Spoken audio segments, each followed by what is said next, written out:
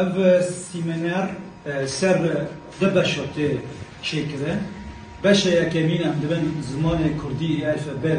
û giredanê wê bi rojnamevaniye û dîrokê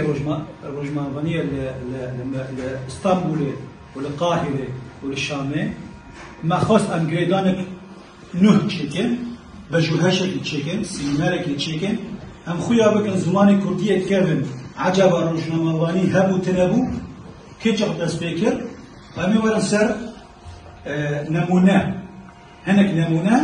ser em bibin rojnamevaniya me ê Kurd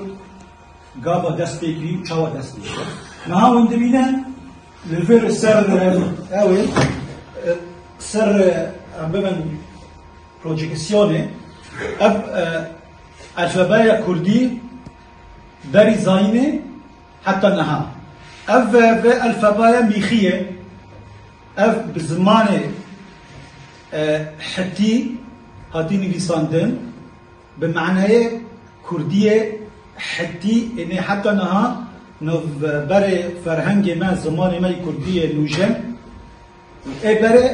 eleqedar e ev tîbin me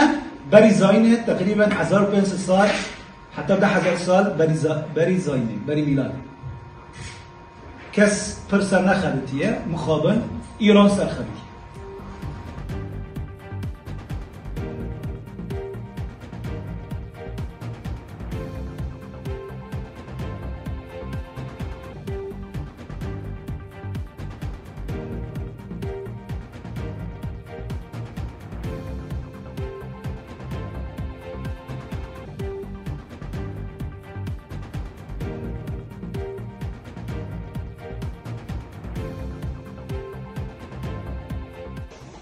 استركك لعزماني كردستاني او استركا روناهي جروزين روناهية دده هستو هلوستن يلي كرد و مروغتية او استركا نویسکار هلبستوان و ده ویجه و لیکولین داجی خباب دکه ما وکن جماران اجتماعی کردی ما پیویست دی که ام مرتالا رزگرتنه ما مسته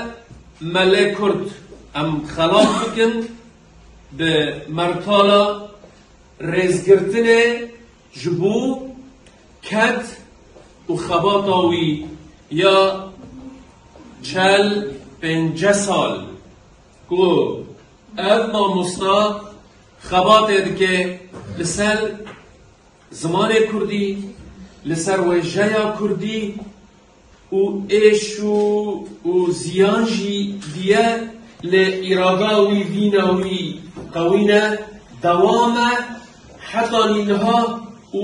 ام زانن و هیویج دیکن و دوام بکی حقانی داویه من تشتکی پری نورمال یعنی من خواست ام خلاط بکن مامسته